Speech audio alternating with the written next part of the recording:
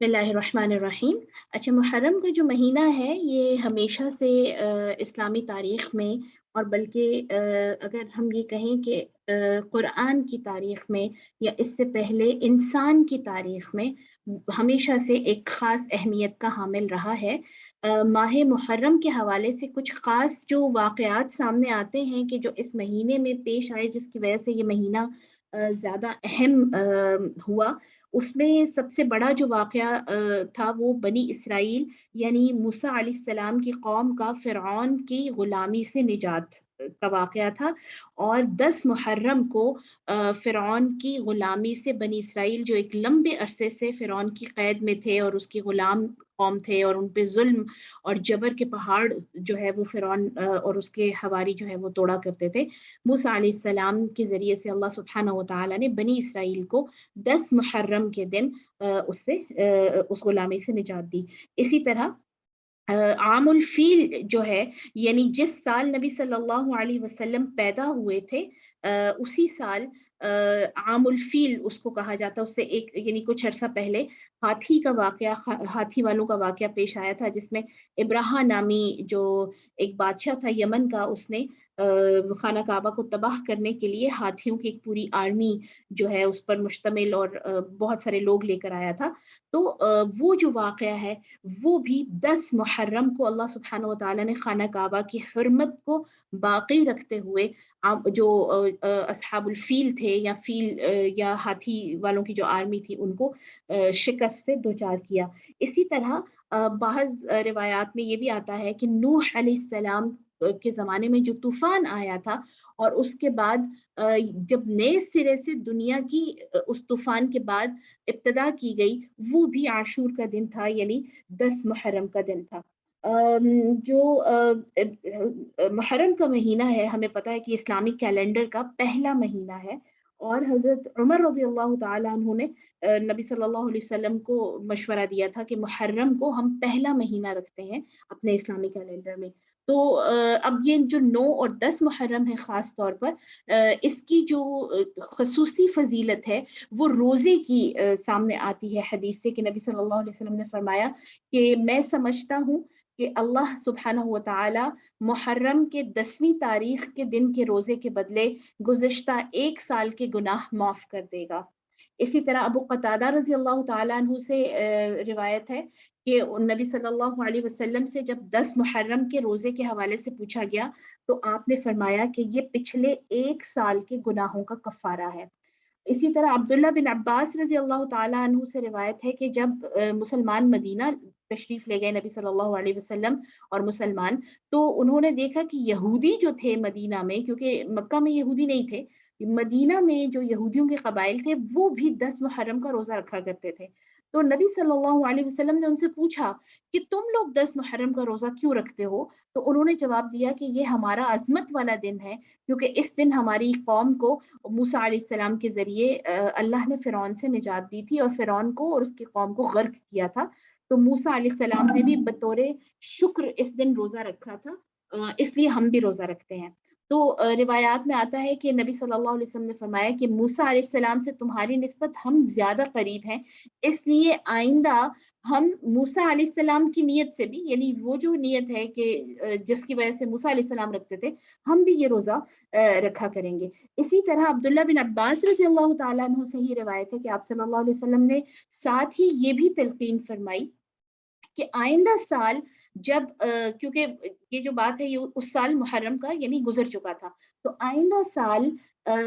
इस दिन यानी 10 मुहर्रम को जो भी रोज़ा रखे, वो उसके साथ 9 मुहर्रम का रोज़ा रखे या फिर 10 मुहर्रम का रोज़ा रखे और इसकी वजह ये बताई गई कि हम यहूद से मुशाबे ना हो जाएँ क्योंकि यहूद जो हैं, वो सिर्फ़ 10 मुहर्रम का रोज़ा रखते हैं। तो उनसे रिज़ेम्बलेंस अपनी ख़त्म करने के लिए या उनसे अपनी मुशाबहत को ख़त्म करने के लिए ये हुक्म दिया गया था कि अगले साल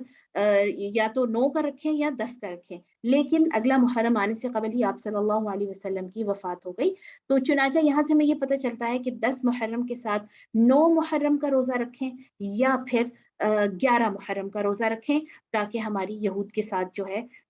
जी 9 या 11 असल में तो 10 मुहर्रम का तो अपना रोज़ा बनता है ना आशूरा का। ठीक है? बाकी यहाँ उसके साथ 9 मिला दें या 11 मिला दें। इस दफ़ा कल इंशाअल्लाह 9 मुहर्रम है, यानी बरोज़ पीर सोमवार, और सोमवार वाले दिन आप सल्लल्लाहु अलैहि वसल्लम का मसनून रोज़ा, ठीक है? आप सल्लल्लाहु अलैहि वसल्लम हर पीर को और हर जुमेरात को रोज़ा रखा करते थे। तो ये एक यानी अच्छा चांस है कि अगर और छुट्टी भी है ज़ाहिर है ज़्यादातर लोगों को, तो पीर का रोज़ा वो एक मसनून का भी इंशाअल्लाह अजर मिल जाएगा। और फिर 10 मुहर्रम का जो रोज़ा है जिसके बारे में ये हदीस है कि एक जो गुज़िश्ता साल है, उसके पूरे यानी हमारा जो साल गुज़रा है उसके गुनाह माफ़ कर दिए जाएँगे। तो मेरे ख़्याल में एक बहुत गोल्डन चांस है। अच्छा, इसके बाद हमारे पास आता है मुहर्रम के हवाले से जो वाक़या करबला है, ठीक है? ये एक चूँकि बहुत डिटेल टॉपिक है, इसके ऊपर हम कई बार बात कर भी चुके हैं। लेकिन एक चीज़ ज़हन में जो बग़ैर किसी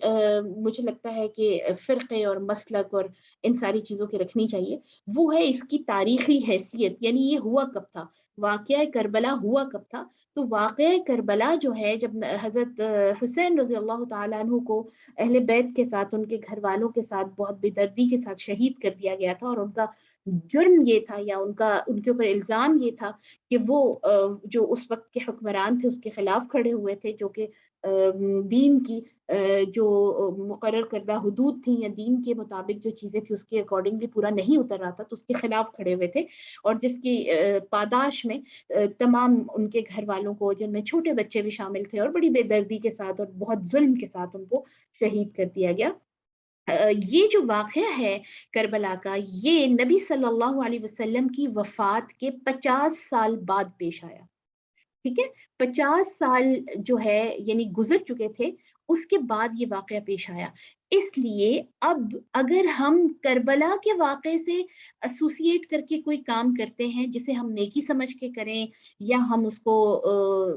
सवाब का की नियत से करें, तो वो फिर किसी भी दर्जे में सुन्नत में शामिल नहीं होता। क्योंकि आपको पता है कि नबी सल्लल्लाहु अलैहि वसल्लम के साथ ही उनकी यानी जो वो शरीयत लेकर आए हैं, जो आप सल्लल्लाहु अलैहि वसल्लम की ज़िंदगी है, वो आपके साथ ही मुकम्मल हो गई। उसके बाद उसमें मज़ीद एडिशन या डिलीशन की गुंजाइश नहीं है, ठीक है? बाकी जो अहले बैत के साथ हमारा ताल्लुक है, नबी सल्लल्लाहु अलैहि वसल्लम हज़रत हसन और हुसैन से बेतहाशा मोहब्बत रखते थे, और आप सल्लल्लाहु अलैहि वसल्लम की कई अहादीस हमारे सामने हैं कि जिसमें आपने फरमाया कि हसन और हुसैन मुझसे हैं, और जिसने इनसे मोहब्बत की उसने मुझसे मोहब्बत की। इसी तरह अहले बैत के हवाले से और उनके फ़ज़ाइल के हवाले से बहुत सारी अहादीस हमारे अगर हम थोड़ा-सा इसको डिस्कस करें, मज़ीद देखें तो सामने आ जाती हैं।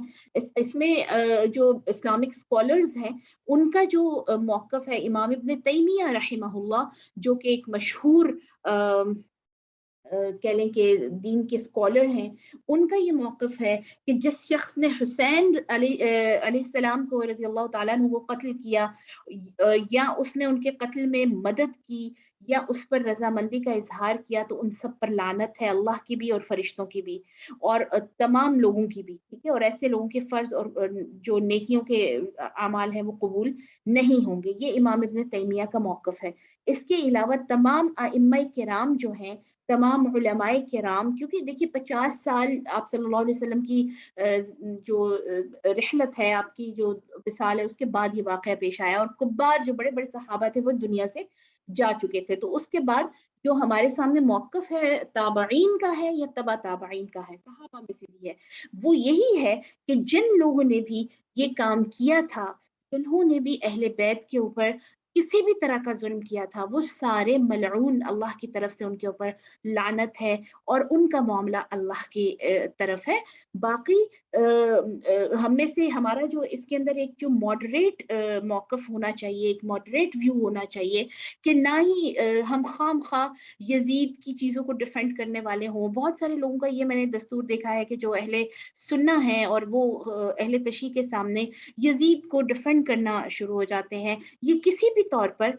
दुरुस्त तरीक़ा नहीं है, क्योंकि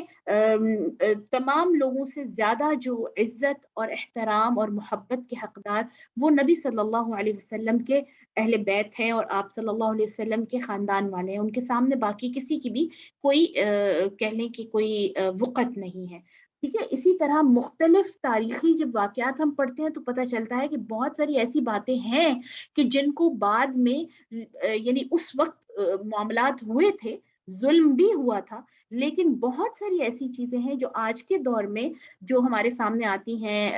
واقع کربلا کے حوالے سے، وہ ایڈڈ ہیں، یعنی خود سے بنا کر اندر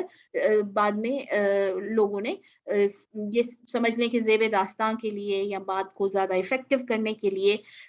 دستور جیسے ہوتا ہے کہ اپنی بات کو پرکشش بنانے کے لیے اس کے اندر بہت سارا خود سے چیزیں ایڈ کی ہوئی ہیں. اگر ایگزیکٹلی ہسٹری دیکھیں اس کے اوپر تو پتہ چلتا ہے کہ بہت ساری ایسی چیزیں جو آج واقع کربلا کے ساتھ جوڑی جاتی ہیں، ایسا ایگزیکٹلی یعنی بہت ساری چیزیں ایسی نہیں تھی. لیکن بہرحال حضرت حسین رضی اللہ تعالیٰ عنہ اور آپ کے گھر والوں کو آپ صلی اللہ علیہ وسلم کا جو خانوادہ تھا ان کے ساتھ جو سلوک کیا گیا، وہ ایک ایسا جرم ہے اور ایسا گناہ ہے جو یقیناً اللہ سبحانہ و تعالیٰ کے نزدیک بہت بڑا ہے، اور اللہ جانے اور جنہوں نے کیا وہ جانے. ہمارا موقف اس میں یہ ہے کہ ہم اہل بیت کی محبت ہم سب کے ایمان کا حصہ ہے. اگر ہمارے دل میں نبی صلی اللہ علیہ وسلم کی یا آپ کے خاندان کی، آپ کے اہل بیت کی اگر محبت ہمارے دل میں نہیں ہے تو ہمارا ایمان مکمل نہیں ہے. ٹھیک ہے. تو ضرور اس بات کو بھی ذہن میں رکھنا چاہیے کہ حضرت حسین رضی اللہ تعالیٰ عنہ کے واقعے کو پڑھا جائے. اس کے اندر جو بہت معتدل قسم کی اوپینین ہے، اس میں ایک دو بکس میں انشاءاللہ آپ کے ساتھ گروپ میں شیئر کر دوں گی، جو پڑھنا چاہیں اس پہ ڈیٹیل پڑھ لیں. ضرور اپنے بچوں کے ساتھ اپنی سٹنگ میں اس چیز کو ڈسکس کرنا چاہیے کہ اسلام ہمیشہ قربانی مانگتا ہے، اور اسلام اپنے